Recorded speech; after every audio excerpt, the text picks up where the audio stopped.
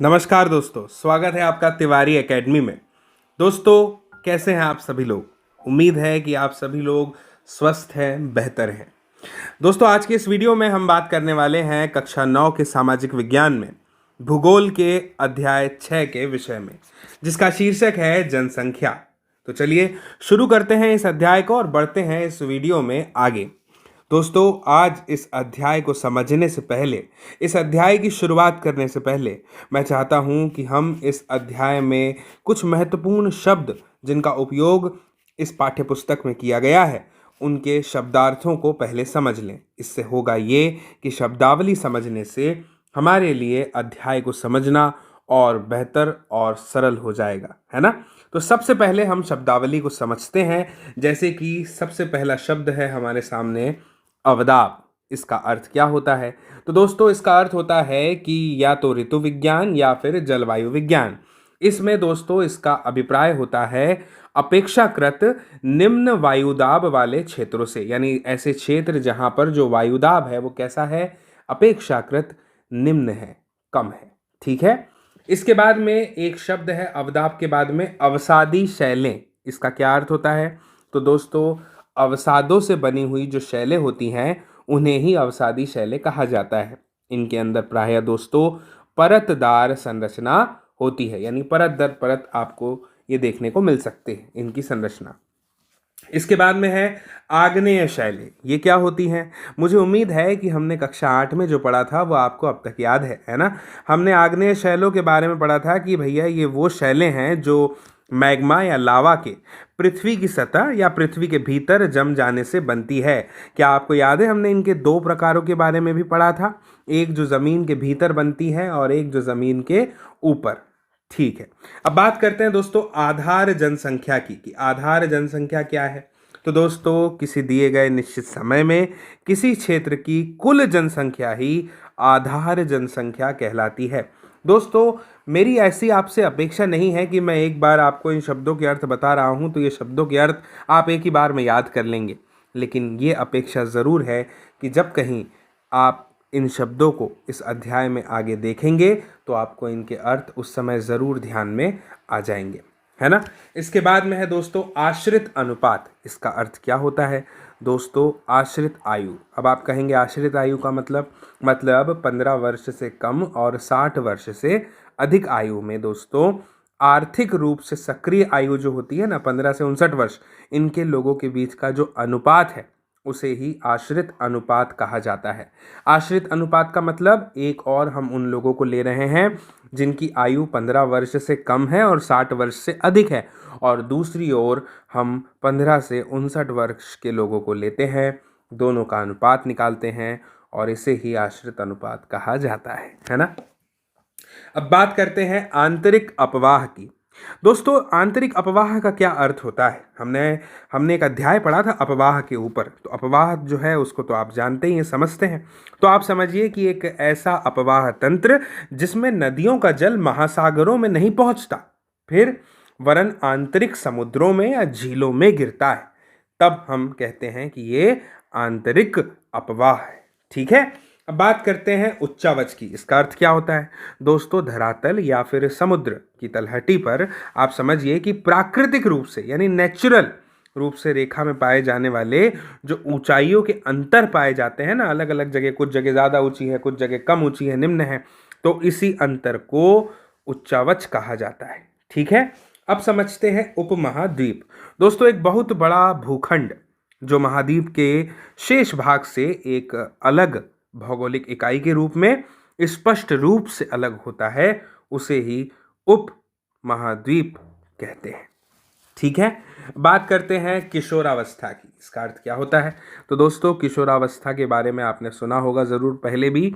ये वह आयु है, वह उम्र है जब कोई व्यक्ति बाल्यावस्था से अधिक आयु का होता है, लेकिन उसकी आयु किसी प्रौढ़ से कम होती है। ऐसा व्यक्ति प्रायः 10 से 19 वर्ष के आयु वर्ग में होता है। ठीक है ना। ठीक है। इसके बाद में बात करेंगे दोस्तों जनसंख्या का घनत्व ये क्या होता है दोस्तों? प्रति इकाई क्षेत्रफल में, जैसे मान लीजिए कि एक वर्ग है जिसकी लंबाई भी 1 किलोमीटर है और चौड़ाई भी 1 किलोमीटर, एक जगह एक स्थान है। अब यहाँ पे कितने लोग रहते हैं, इसी को कहा जाता है जनसंख्या का घनत्व।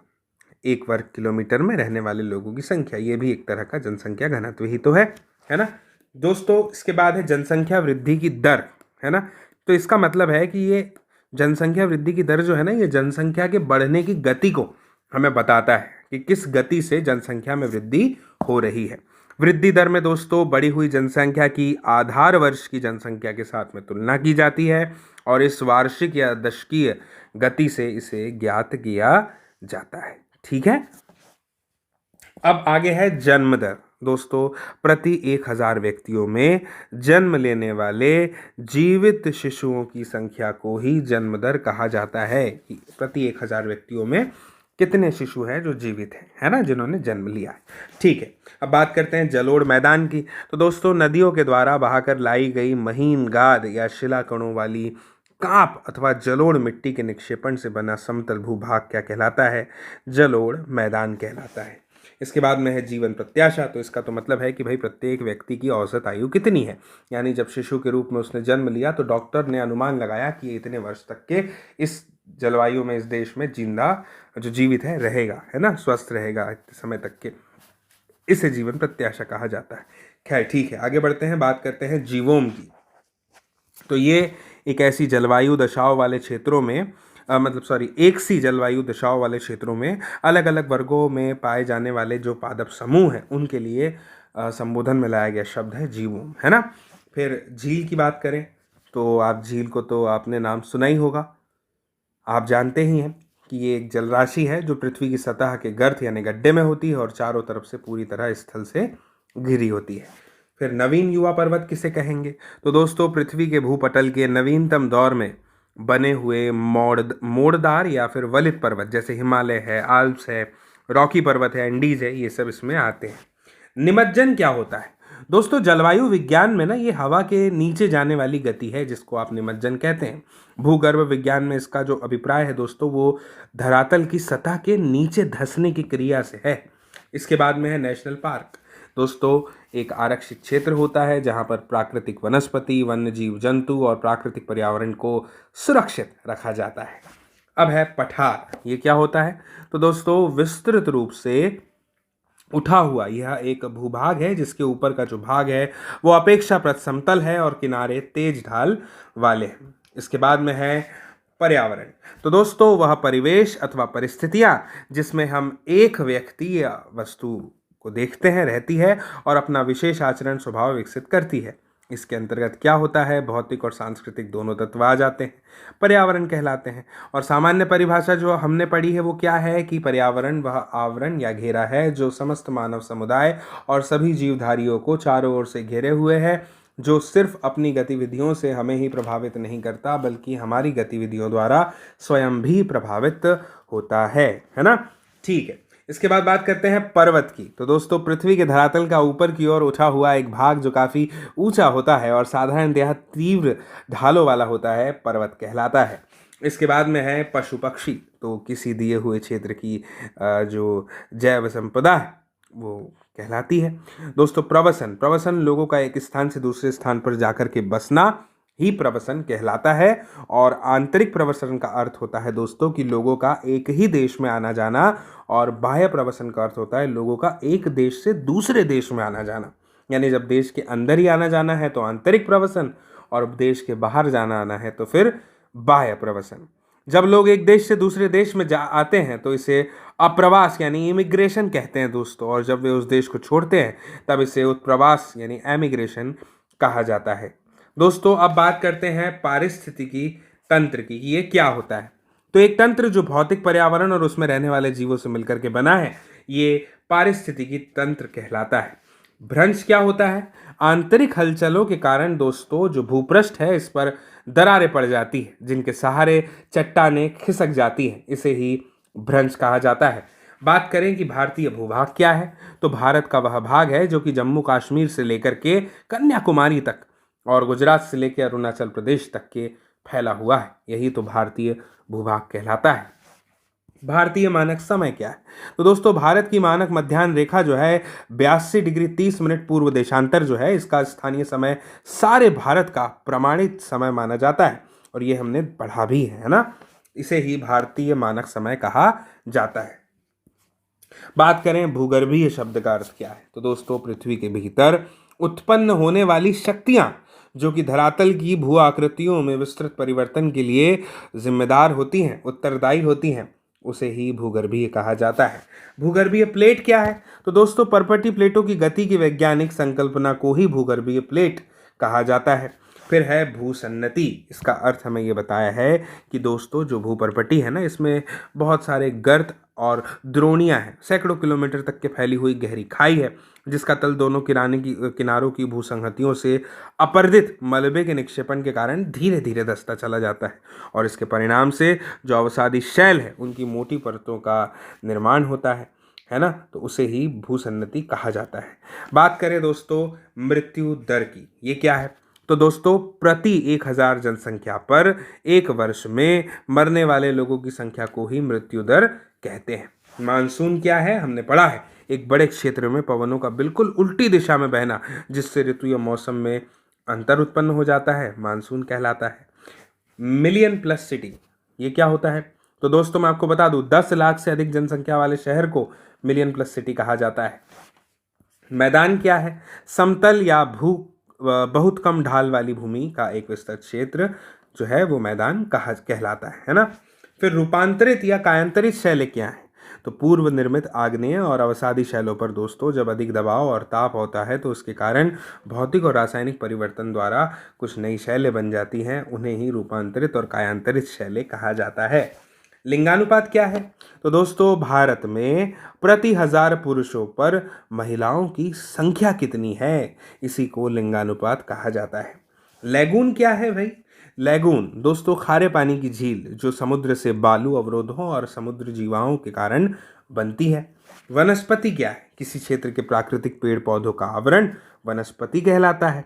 और मैं आपको बताऊं कि पृथ्वी की पपड़ी पर दबाव पड़ने से किसी क्षेत्र की शैल परतों में मोड़ पड़ जाते हैं, उसे ही वलय कहा जाता है। स्थलमंडलीय प्लेटें क्या हैं? तो दुर्बलता मंडल के ऊपर तैरने वाले महाद्वीपीय भूपृष्ठ या फिर आप कहिए कि महासागरीय अधस्तल के बड़े बड़े भाग को ही स्थलमंडलीय प्लेटें कहा जाता है। स्थानीय समय क्या है? किसी स्थान का वो समय जब सूर्य ठीक मध्य में चमकता है, स्थानीय समय है। और हिमानी क्या है? बर्फ या हिम का ढेर जो गुरुत्वाकर्षण के कारण अपने मूल स्थान से एक निश्चित मार्ग के सहारे धीरे धीरे गतिशील होता है, हिमानी कहलाता है। ठीक है, तो दोस्तों शब्दार्थ हमने बहुत अच्छे से समझ लिए हैं। अब हम बात करेंगे हमारे अध्याय की जो है जनसंख्या। ठीक है, तो चलिए शुरू करते हैं। दोस्तों क्या आप एक ऐसे दुनिया की, ऐसे विश्व की कल्पना कर सकते हैं, इमेजिन कर सकते हैं जहाँ पर मानव ही ना हो, यानी हम सब मनुष्य ना हो? दोस्तों आप मुझे बताइए कि जितने भी संसाधनों का उपयोग जो है ना और सामाजिक और सांस्कृतिक वातावरण है, इसका निर्माण आखिर करता कौन है? समाज और अर्थव्यवस्था का जो विकास है उसमें दोस्तों मैं आपको बता दूं कि मानव का एक बहुत ही महत्वपूर्ण योगदान होता है ना। दोस्तों वो मानव ही है जो संसाधनों का निर्माण और उपयोग करते हैं और इसके साथ ही साथ वो स्वयं भी अलग अलग गुणों वाले संसाधन होते हैं। हमने मानवीय संसाधनों के विषय में भी पढ़ा है ना। दोस्तों कोयला जो है ना वो तब तक चट्टान का एक टुकड़ा था जब तक कि मानव ने उसे प्राप्त करने की तकनीक यानी टेक्निक का आविष्कार करके उसे एक संसाधन नहीं बनाया। प्राकृतिक घटनाएं होती हैं जैसे कि बाढ़ या सुनामी, जब कोई किसी घनी आबादी वाले गांव या शहर को प्रभावित करते हैं ना, तभी तो वो आपदा कहलाती है, तभी तो वो आपदा बनती है ना। तो दोस्तों इसीलिए आप समझिए कि सामाजिक अध्ययन में जनसंख्या जो है ना वो एक आधारी तत्व है, इसके बिना कुछ भी नहीं है। ये एक संदर्भ बिंदु है दोस्तों जिससे दूसरे तत्वों का अवलोकन किया जाता है तथा उसके अर्थ और महत्व ज्ञात किए जाते हैं। संसाधन, आपदा, विनाश, इनका अर्थ केवल मानव के लिए ही महत्वपूर्ण है। उनकी संख्या, वितरण, वृद्धि और विशेषताएं या फिर गुण जो है ना, वो पर्यावरण के जितने भी स्वरूप हैं दोस्तों, उनको समझने के लिए और उनकी विवेचना करने के लिए आप समझिए कि हमें एक मूल पृष्ठभूमि प्रदान करते हैं। ठीक है, तो दोस्तों हम कह सकते हैं ना कि मानव जो है वो इस धरती के, इस पृथ्वी के जितने भी संसाधन हैं उसका उत्पादन और उपभोग करता है। कौन? मानव, है ना।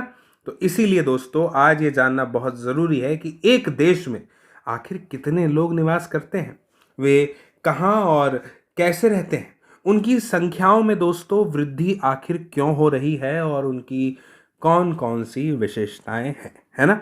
तो दोस्तों भारतीय जनगणना जो है वो हमारे देश की जनसंख्या से संबंधित हमें कुछ जानकारी प्रदान करती है। तो हम एक काम करते हैं, सबसे पहले जनसंख्या से संबंधित 3 प्रमुख प्रश्नों पर विचार करते हैं। ठीक है ना। 3 प्रश्न कौन से हैं भाई? सबसे पहला प्रश्न है जो जुड़ा हुआ है जनसंख्या का आकार और वितरण से। प्रश्न क्या है कि लोगों की संख्या कितनी है तथा वे कहाँ निवास करते हैं। दूसरा प्रश्न क्या है दोस्तों कि जनसंख्या वृद्धि और जनसंख्या परिवर्तन की प्रक्रिया, समय के साथ जनसंख्या में वृद्धि और इसमें परिवर्तन आखिर हुआ कैसे।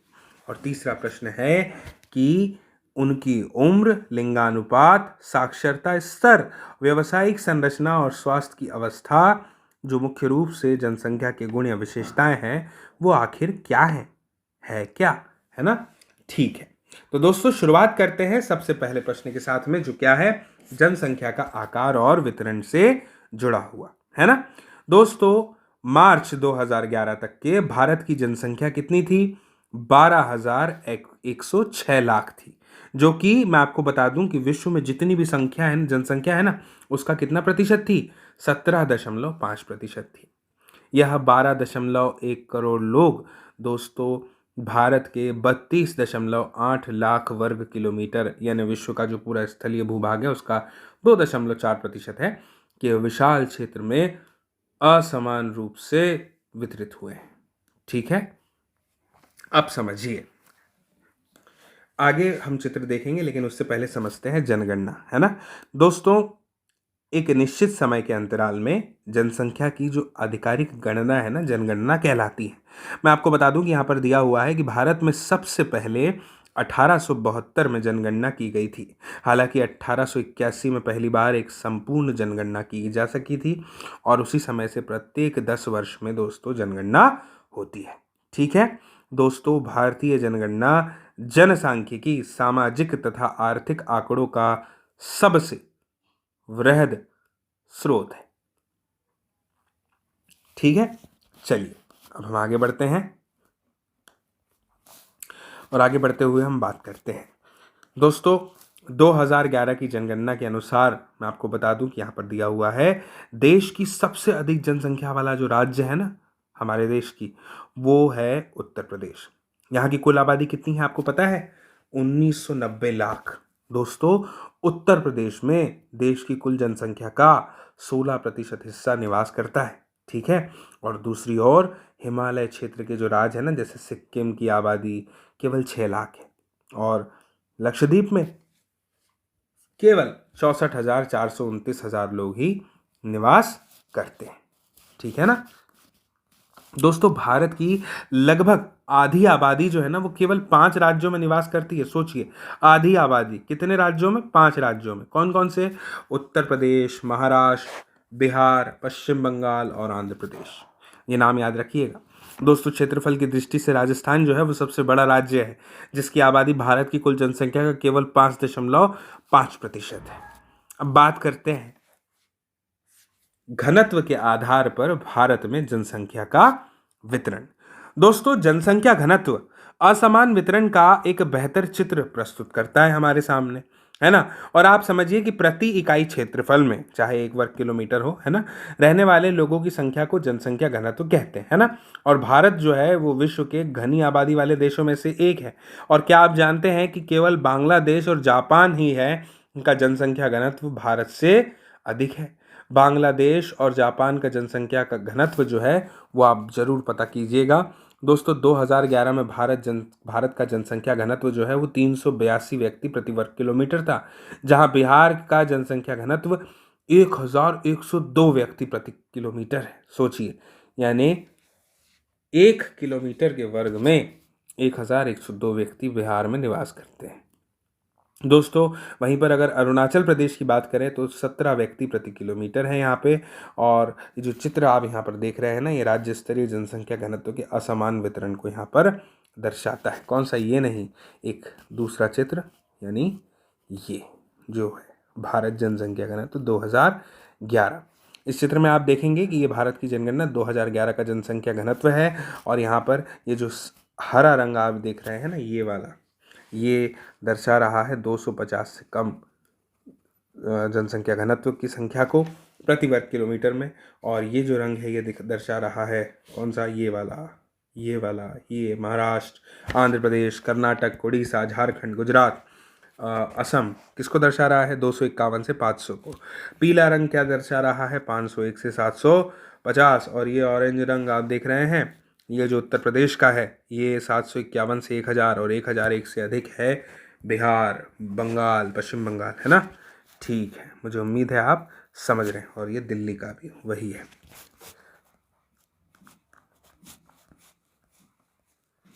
आगे दोस्तों हमें ये बताया है कि 250 प्रति वर्ग किलोमीटर से कम जनसंख्या घनत्व वाले जो राज्य हैं उनके नाम आप ज़रूर देख सकते हैं। अभी हमने नक्शा देखा। पर्वतीय क्षेत्र और प्रतिकूल जलवायु अवस्थाएं जो है दोस्तों, इन क्षेत्रों की विरल जनसंख्या के लिए उत्तरदायी है। और किसी राज्य का जनसंख्या घनत्व 250 व्यक्ति प्रति वर्ग किलोमीटर से भी कम है। दोस्तों असम और अधिकतर प्रायद्वीपीय राज्य जो है ना, वहाँ का जनसंख्या घनत्व मध्यम है। पहाड़ी, कटे छटे और पथरीले भूभाग है। मध्यम से कम वर्षा होती है, छिछली और कम उपजाऊ मिट्टी है। और इन राज्यों के जनसंख्या घनत्व को ये सब कुछ प्रभावित करता है ना, या करती है। दोस्तों उत्तरी मैदानी भाग जो है ना और दक्षिण में जो केरल है, वहाँ का जनसंख्या घनत्व बहुत ज़्यादा है। क्यों है? क्योंकि यहाँ पर समतल मैदान है, उपजाऊ मिट्टी पाई जाती है और पर्याप्त मात्रा में बारिश भी होती है, वर्षा होती है। दोस्तों उत्तरी मैदान के अधिक जनसंख्या घनत्व वाले 3 राज्यों के नाम आप ज़रूर हमें कमेंट बॉक्स में कमेंट करके बताइएगा। ठीक है, अब हम आगे बढ़ते हैं और बात करते हैं जनसंख्या वृद्धि और जनसंख्या परिवर्तन की प्रक्रिया पर। दोस्तों जनसंख्या जो है ना, वो एक परिवर्तनशील प्रक्रिया है। इसमें परिवर्तन होते ही रहता है ना, घटती बढ़ती रहती है। दोस्तों आबादी की संख्या जो है वो वितरण और संगठन के लगातार परिवर्तन इसमें हम देख सकते हैं। और ये परिवर्तन न 3 प्रक्रियाओं, कौन कौन सी? जन्म, मृत्यु और प्रवास, इनके आपसी संयोजन के प्रभाव के कारण ही होता है। बात कर लेते हैं सबसे पहले जनसंख्या वृद्धि की। दोस्तों जनसंख्या वृद्धि का मतलब क्या होता है? किसी विशेष समय अंतराल में, जैसे कि मान लीजिए 10 सालों के भीतर, 10 वर्षों के भीतर, है ना, किसी देश और राज्य के जो निवासी है ना, उनकी संख्या में परिवर्तन आ जाना। और इस प्रकार के परिवर्तन को दोस्तों हम 2 तरह से व्यक्त कर सकते हैं। पहला कि सापेक्ष वृद्धि और दूसरा प्रतिवर्ष होने वाले प्रतिशत परिवर्तन के द्वारा। दोस्तों मैं आपको बता दूं कि प्रत्येक वर्ष यानी हर साल, या फिर आप समझ लीजिए कि एक दशक में 10 साल के अंतराल में एक बड़ी जनसंख्या, कुल संख्या में वृद्धि का परिणाम है। पहले की जनसंख्या की अगर हम बात करें, जैसे 2001 की जनसंख्या, इसको बाद की जनसंख्या है जैसे कि 2011 की जनसंख्या से अगर घटाकर हम मान निकालें तो हमें यही प्राप्त होगा। इसे ही कहा जाता है निरपेक्ष वृद्धि। ठीक है, मुझे उम्मीद है आप बात को समझ गए। देखिए 10 साल में जनसंख्या में वृद्धि हो रही है ना। 2001 में जनगणना करी तब जनसंख्या कुछ और आई, 2011 में करी तब कुछ और आई। तो 2011 में जो अधिक जनसंख्या आई है उसमें से 2001 की कम जनसंख्या को अगर घटा देंगे तो आपको जो मान मिलेगा वही है निरपेक्ष वृद्धि। ठीक है दोस्तों, जनसंख्या की वृद्धि का जो दर है ना, वो दूसरा महत्वपूर्ण पहलू है। इसका अध्ययन जो है वो हर वर्ष प्रतिशत में किया जाता है। आप इसे देखिए, इस चित्र में जनसंख्या वृद्धि दर को दर्शाया गया 1951 से 2011 के दौरान। ठीक है, मुझे उम्मीद है आपको ये बात समझ में आ रही होगी, जानकारी समझ में आई है। दोस्तों प्रतिवर्ष ना 2% वृद्धि की दर का अर्थ क्या होता है कि दिए हुए किसी वर्ष की मूल जनसंख्या में प्रत्येक 100 व्यक्तियों पर 2 व्यक्तियों की वृद्धि हुई है। ठीक है, और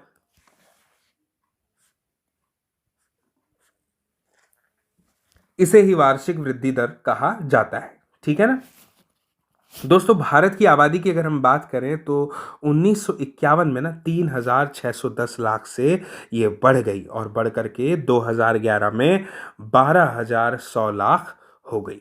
ठीक है, दोस्तों भारत की जनसंख्या वृद्धि का परिणाम और दर आप इस छोटी सी तालिका में देख सकते हैं। 1951 में हमें यह बताया है कि कुल जनसंख्या 10 लाख में 361 है और एक दशक में सापेक्ष वृद्धि हुई है लाख में 42.43 लाख या 4-3 लाख, और वार्षिक वृद्धि दर जो है प्रतिशत में 1.25, जो कि बढ़ करके 2011 में 1.64 हो गई। और आप इस बात को ना भूलें कि ये बीच में यानी 1981 में 2.22% तक पहुंची थी। ठीक है ना दोस्तों, ये जो सारणी है, जो चित्र अभी हमने देखे, ये हमें क्या बताते हैं कि 1951 से 1981 तक भारत जनसंख्या की वार्षिक वृद्धि दर नियमित रूप से बढ़ रही थी।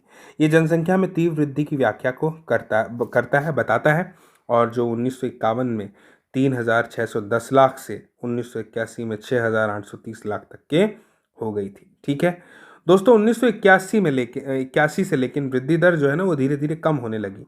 इसी दौरान जन्म दर में तेजी से कमी भी आई। फिर भी केवल 1990 में कुल जनसंख्या में 1820 लाख की वृद्धि हुई थी। दोस्तों, इतनी बड़ी वार्षिक वृद्धि इससे पहले कभी नहीं हुई। इस पर ध्यान देना दोस्तों बहुत आवश्यक है कि भारत की आबादी बहुत ही अधिक है। जब विशाल जनसंख्या में कम वार्षिक दर लगाई जाती है तब उसमें सापेक्ष वृद्धि बहुत अधिक होती है। दोस्तों, जब 10 करोड़ जनसंख्या में न्यूनतम दर से भी वृद्धि होती है तब भी जुड़ने वाले लोगों की कुल संख्या बहुत अधिक ही होती है ना। आप इसे एक उदाहरण से समझ लीजिए कि 3 लोग हैं, अगर 1-1 रुपए जमा कर रहे हैं तो मात्र 3 ही रुपए होंगे, है ना। आप जानते हैं कि आज के समय में 3 रुपए का क्या मूल्य है। वहीं पे अगर 3 की जगह 30 करोड़ लोग हैं और वो 1-1 रुपए जमा करते हैं तो वो 30 करोड़ रुपए होंगे। आप जानते हैं कि 30 करोड़ रुपए का मूल्य आज के समय में क्या होता है। तो ऐसा ही हमें यहाँ भी कहा गया है कि जब 10 करोड़ जनसंख्या में न्यूनतम दर से भी अगर वृद्धि होती है तब भी जुड़ने वाले लोगों की कुल संख्या बहुत ही अधिक होती है। दोस्तों, भारत की जो वर्तमान जनसंख्या है इसमें वार्षिक वृद्धि जो है संसाधनों और पर्यावरण के संरक्षण को निष्क्रिय करने के लिए पर्याप्त है ना। दोस्तों, वृद्धि दर में कमी जन्म दर नियंत्रण के लिए कुछ किए जा रहे प्रयासों की सफलता को हमें दिखाता है, ठीक है, प्रदर्शित करता है। लेकिन इसके बावजूद मैं आपको बता दूं कि जनसंख्या की जो वृद्धि है ना वो जारी है। 2045 तक के भारत चीन को पीछे छोड़ते हुए विश्व के सबसे अधिक आबादी वाला देश बन सकता है अगर इसी तरह से जनसंख्या में वृद्धि होती रही तो। अब बात करते हैं दोस्तों जनसंख्या वृद्धि परिवर्तन की प्रक्रिया पर। दोस्तों, जनसंख्या में होने वाला जो परिवर्तन है ना उसकी 3 मुख्य प्रक्रियाएं हैं। वो कौन कौन सी है? जन्म दर, मृत्यु दर और प्रवास। दोस्तों, अगर हम बात करें जन्म दर की और मृत्यु दर के बीच के अंतर की तो यही है जनसंख्या की प्राकृतिक वृद्धि। ठीक है, अब इसे और अच्छे से समझिए। एक वर्ष में प्रति 1000 व्यक्तियों में दोस्तों जितने जीवित बच्चों का जन्म होता है ना उसे ही कहते हैं जन्म दर। ठीक है, और ये जो है वृद्धि का एक प्रमुख घटक है, क्योंकि भारत में हमेशा आप समझिए कि जन्म दर जो है वो मृत्यु दर से अधिक रहा है ना। और एक वर्ष में प्रति 1000 व्यक्तियों में मरने वालों की संख्या को मृत्यु दर कहा जाता है। दोस्तों, मृत्यु दर में तेज गिरावट जो है ना वो भारत की जनसंख्या में वृद्धि दर का मुख्य कारण रही है।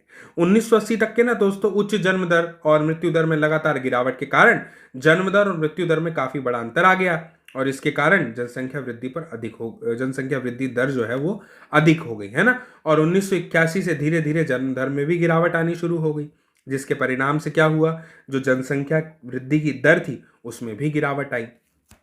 इसी प्रकार का चलन चल रहा था। अब इसका कारण क्या है इसको समझिए। दोस्तों, जनसंख्या वृद्धि का जो तीसरा घटक है ना वो है क्या? प्रवास, है ना। लोगों का एक क्षेत्र से दूसरे क्षेत्र में चले जाना, इसे ही प्रवास कहा जाता है। अब प्रवास आंतरिक भी होता है, हमने पढ़ा था शब्दार्थ में, देश के भीतर प्रवास को आंतरिक प्रवास कहते हैं, या अंतर्राष्ट्रीय होता है, बाह्य प्रवास, देश के मतलब देशों के बीच में एक देश से दूसरे देश में चले जाना। दोस्तों, जो आंतरिक प्रवास है ना वो जनसंख्या के आकार में कोई परिवर्तन नहीं लेकर के आता, लेकिन यह एक देश के भीतर जनसंख्या के वितरण को अवश्य प्रभावित करता है।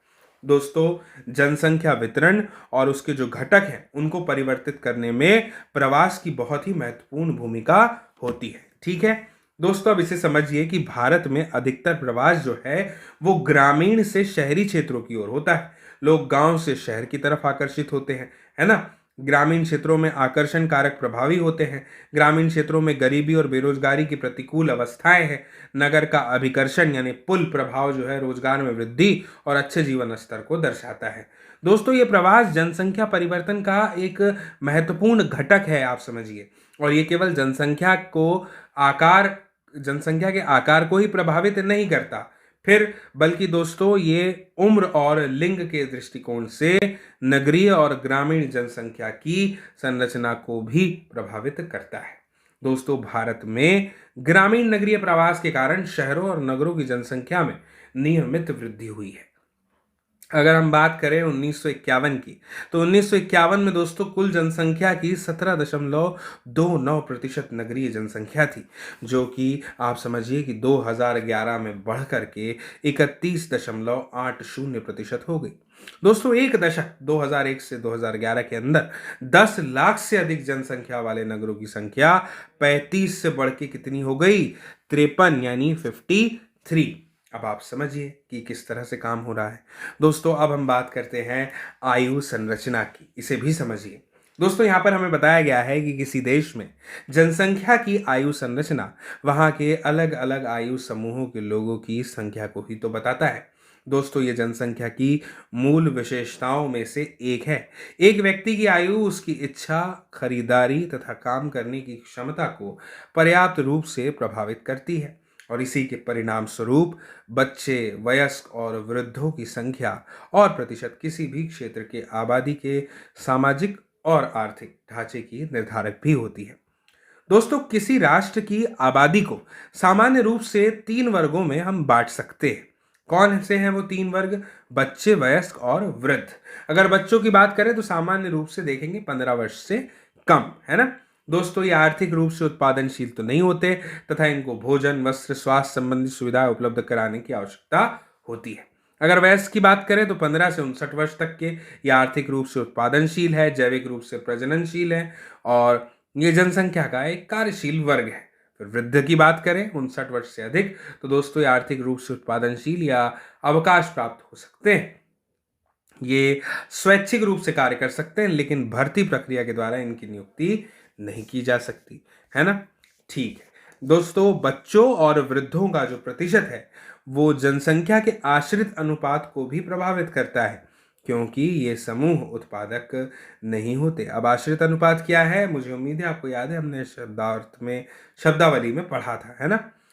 दोस्तों भारत की जनसंख्या में इन तीनों समूहों के अनुपात को हमने एक चित्र में देखा है 6.5 जो है, ठीक है। दोस्तों लिंगानुपात समझते हैं। 1000 पुरुषों पर प्रति 1000 पुरुषों पर महिलाओं की संख्या को ही क्या कहा जाता है? लिंगानुपात कहा जाता है। दोस्तों ये जानकारी किसी दिए गए समय में समाज में पुरुषों और महिलाओं के बीच समानता की सीमा मापने के लिए एक महत्वपूर्ण सामाजिक सूचक है। अब आप इसे समझिए। देश में लिंग अनुपात जो है दोस्तों प्रायः महिलाओं के पक्ष में नहीं होता। ऐसा क्यों होता है ना, इसे भी समझिएगा। दोस्तों सन 1951 से 2011 के बीच के लिंगानुपात को इस सारणी में दर्शाया गया है, ठीक है। 1951 946, 61 941, 1971 में 930 और 2011 में 943, ठीक है। दोस्तों एक जानकारी मैं आपको बता दूं कि केरल में प्रत्येक 1000 पुरुषों पर महिलाओं की संख्या 1084 है, और पुडुचेरी की अगर बात करें तो यहाँ 1000 पर 1038 है, जबकि दिल्ली में प्रति 1000 पुरुषों पर 866 है और हरियाणा में 1000 पुरुषों पर केवल 877 है, ठीक है। ठीक है, अब आगे बढ़ते हैं, बात करते हैं साक्षरता दर की। दोस्तों साक्षरता क्या होती है? साक्षरता किसी जनसंख्या का बहुत ही महत्वपूर्ण गुण है। स्पष्ट रूप से केवल एक शिक्षित और जागरूक नागरिक ही एक बुद्धिमत्तापूर्ण निर्णय को ले सकता है और शोध और विकास के कार्य कर सकता है। साक्षरता स्तर में कमी आर्थिक प्रगति में एक गंभीर बाधा है, समस्या है। दोस्तों 2011 की जनगणना के अनुसार एक व्यक्ति जिसकी आयु 7 वर्ष और उससे अधिक है, जो किसी भी भाषा को समझकर लिख या पढ़ सकता है, उसे साक्षर की श्रेणी में रखा जाता है। दोस्तों भारत की साक्षरता के स्तर में धीरे धीरे सुधार हो रहा है। 2011 की जनगणना के अनुसार दोस्तों देश की साक्षरता दर 73% है, जिसमें पुरुषों की साक्षरता दर 80.9% है और महिलाओं की 64.6% है। दोस्तों साक्षरता दरों में इस प्रकार का अंतर आखिर क्यों है, ये एक बड़ा प्रश्न है। बात करते हैं व्यावसायिक संरचना की। दोस्तों आर्थिक रूप से जो जनसंख्या क्रियाशील है ना, उसका प्रतिशत विकास का एक महत्वपूर्ण सूचक है ना। कौन सी जनसंख्या का प्रतिशत? क्रियाशील, जो काम करते हैं, है ना। ठीक है दोस्तों, अलग अलग प्रकार के व्यवसायों के अनुसार किए गए जनसंख्या के वितरण को व्यावसायिक संरचना कहा जाता है। और किसी भी देश में मैं आपको बता दूं कि विभिन्न व्यवसायों को करने वाले अलग अलग लोग होते हैं, भिन्न भिन्न लोग होते हैं। दोस्तों व्यवसायों को सामान्य रूप से प्राथमिक, द्वितीयक और तृतीयक श्रेणी में वर्गीकृत किया जाता है। प्राथमिक में क्या है? इनमें कृषि, पशुपालन, वृक्षारोपण, मछली पालन, खनन आदि क्रियाएं शामिल है। द्वितीयक में उत्पादन करने वाले लोग, उद्योग, भवन निर्माण आते हैं। और तृतीयक में आते हैं परिवहन, संचार, वाणिज्य, प्रशासन और सेवाएं। ये हमने अर्थशास्त्र में भी देखा है ना। दोस्तों विकसित और विकासशील देशों में अलग अलग क्रियाकलापों में कार्य करने वाले लोगों का अनुपात अलग अलग होता है और यह हो सकता है। और विकसित देशों में द्वितीयक और तृतीयक क्रियाकलापों में कार्य करने वाले लोगों की संख्या का अनुपात अधिक होता है। इस बात को आप समझिए कि जो देश विकसित है वहां पे कौन से लोगों की संख्या का अनुपात अधिक है? जो द्वितीयक और तृतीयक क्रियाकलापों में कार्य करते हैं। और विकासशील देशों में प्राथमिक क्रियाकलापों में कार्यरत लोगों का अनुपात अधिक होता है। दोस्तों भारत में कुल जनसंख्या का 64% भाग केवल कृषि कार्य करता है। द्वितीयक और तृतीयक क्षेत्रों में कार्यरत लोगों की संख्या का अनुपात क्रम से दोस्तों 13 तथा 20% ही है। दोस्तों वर्तमान समय में बढ़ते हुए औद्योगिकरण और शहरीकरण में वृद्धि होने के कारण द्वितीय और तृतीय क्षेत्रों में व्यावसायिक परिवर्तन भी हुआ है। अब बात करते हैं दोस्तों एक और महत्वपूर्ण कारक, स्वास्थ्य की। दोस्तों स्वास्थ्य जनसंख्या की संरचना का एक महत्वपूर्ण घटक है जो कि विकास की प्रक्रिया को भी प्रभावित करता है ना। दोस्तों सरकारी कार्यक्रमों के निरंतर प्रयास के द्वारा भारत की जनसंख्या के जो स्वास्थ्य स्तर है उसमें कुछ महत्वपूर्ण सुधार हुए हैं। मृत्यु दर जो 1951 में प्रति हजार की अगर हम बात करें जो 25 थी, वो 2011 में घट करके 7.2 रह गई है। दोस्तों औसत आयु की बात करें तो 1951 में 36 थी, 36.7 वर्ष थी, वो बढ़ करके 67.9 वर्ष हो गई है। दोस्तों महत्वपूर्ण सुधार जो है ना वो बहुत सारे कारकों, कौन कौन से? जैसे कि जन स्वास्थ्य, संक्रामक बीमारियों से बचाव, रोगों के इलाज में आधुनिक तकनीकों का प्रयोग, इन सभी के परिणाम स्वरूप होता है। महत्वपूर्ण उपलब्धियों के बावजूद दोस्तों भारत के लिए स्वास्थ्य का स्तर एक मुख्य चिंता का विषय है। प्रति व्यक्ति कैलोरी की खपत दोस्तों अनुशंसित स्तर से काफ़ी कम है तथा हमारी जनसंख्या का एक बड़ा भाग कुपोषण से प्रभावित है। दोस्तों शुद्ध पीने का पानी और मूल स्वास्थ्य रक्षा सुविधाएं ग्रामीण जनसंख्या के केवल 1/3 लोगों को उपलब्ध है। इन समस्याओं को एक उचित जनसंख्या नीति द्वारा हल करने की आवश्यकता है। अब दोस्तों बात करते हैं किशोर जनसंख्या की। तो दोस्तों मैं आपको बता दूं यहाँ पर दिया हुआ है कि भारत की जो जनसंख्या है ना, इसका सबसे महत्वपूर्ण लक्षण है इसकी किशोर जनसंख्या का आकार। दोस्तों यह भारत की कुल जनसंख्या का 5वां भाग है और किशोर जो है वो प्रायः 10 से 19 वर्ष की आयु वर्ग के होते हैं। दोस्तों ये भविष्य के सबसे महत्वपूर्ण मानव संसाधन है। किशोरों के लिए पोषक तत्वों की आवश्यकताएं जो है वो बच्चों और वयस्कों से अधिक होती है। कुपोषण से इनका स्वास्थ्य खराब हो सकता है और विकास अवरोधित भी हो सकता है। लेकिन दोस्तों भारत में किशोरों को प्राप्त जो भोजन है उसके लिए पोषक तत्व अपर्याप्त होते हैं और बहुत सी किशोर बालिकाएं रक्तहीनता से पीड़ित होती हैं। दोस्तों विकास की इस प्रक्रिया में उनकी समस्या पर पर्याप्त ध्यान नहीं दिया गया। किशोर बालिकाओं की अगर हम बात करें तो उनको अपनी समस्याओं के प्रति संवेदनशील बनाना चाहिए। शिक्षा के प्रसार और इसमें सुधार के द्वारा उनमें उन समस्याओं के प्रति जागरूकता बढ़ाई जा सकती है। बात कर लेते हैं दोस्तों राष्ट्रीय जनसंख्या नीति की। तो यहाँ पर हमें ये बताया है कि परिवारों के आकार को सीमित रख करके दोस्तों एक व्यक्ति के स्वास्थ्य और कल्याण को भी सुधारा जा सकता है। इसी तथ्य को ध्यान में रखते हुए भारत सरकार ने 1952 में एक व्यापक परिवार नियोजन कार्यक्रम को शुरू किया था। परिवार कल्याण कार्यक्रम जिम्मेदार और सुनियोजित पितृत्व को बढ़ावा देने के लिए कार्यरत है। दोस्तों राष्ट्रीय जनसंख्या नीति 2000 कई वर्षों के नियोजित प्रयासों का परिणाम है। राष्ट्रीय जनसंख्या नीति 2014 वर्ष से दोस्तों कम आयु के बच्चे को निःशुल्क शिक्षा प्रदान करने, शिशु मृत्यु दर को प्रति 1000 में 30 से कम करने और व्यापक स्तर पर टीका रोधी बीमारियों से बच्चों को छुटकारा दिलाने, लड़कियों की शादी की उम्र को बढ़ाने के लिए प्रोत्साहित करने तथा परिवार नियोजन को एक जन केंद्रित कार्यक्रम बनाने के लिए नीतिगत ढांचा प्रदान करती है ना। ठीक है, अब आगे बढ़ते हैं और बात करते हैं राष्ट्रीय जनसंख्या नीति 2000 और किशोर की। दोस्तों, राष्ट्रीय जनसंख्या नीति 2000 ने क्या किया? किशोर किशोरियों की पहचान जनसंख्या के उस प्रमुख भाग के रूप में कर दी है जिस पर बहुत ध्यान देने की क्या है, हमें आवश्यकता है, जरूरत है, अनिवार्यता है। दोस्तों, पौषणिक आवश्यकताओं के अतिरिक्त इस नीति में ना अवांछित गर्भधारण और यौन संबंधों से प्रसारित बीमारियों से किशोर किशोरियों की संरक्षा जैसी अन्य महत्वपूर्ण आवश्यकताओं पर भी जोर दिया गया है। मैं आपको बता दूं, यहाँ पर हमें बताया है कि इसके द्वारा ऐसे कार्यक्रम भी चलाए गए हैं दोस्तों जिनका उद्देश्य देर से विवाह और देर से संतान उत्पत्ति को प्रोत्साहित करना, किशोर किशोरियों को असुरक्षित यौन संबंध के कुप्रभावों के बारे में शिक्षित करना, गर्भ निरोधक सेवाओं को पहुंच और खरीद के बेहतर बनाना, खाद्य संपूरक और पोषणिक सेवाएं उपलब्ध करवाना और बाल विवाह को रोकने के कानूनों को सुदृढ़ करना है। दोस्तों, किसी भी राष्ट्र के लिए, किसी भी देश के लिए वहाँ के लोग बहुमूल्य संसाधन होते हैं। एक शिक्षित और स्वस्थ जनसंख्या ही है जो कार्यक्षम शक्ति को प्रदान करती है। दोस्तों, मुझे उम्मीद है कि आज का अध्याय आपको पूरी तरह से समझ में आया होगा। ये वीडियो भी आपको ज़रूर पूरी तरह से समझ में आया होगा, और अगर ऐसा है तो मेरी आपसे अपेक्षा है, उम्मीद है कि आप ज़रूर इस वीडियो की लिंक को शेयर करेंगे, साझा करेंगे अपने दोस्तों, मित्रों, साथियों, सहपाठियों, मित्रों, परिजनों के साथ में, ताकि वे लोग भी इस वीडियो को देख पाए, समझ पाए इस अध्याय को, इस जानकारी को। दोस्तों, जल्द ही मुलाकात होगी अगले अध्याय के साथ, अगले वीडियो में। तब तक के लिए नमस्कार।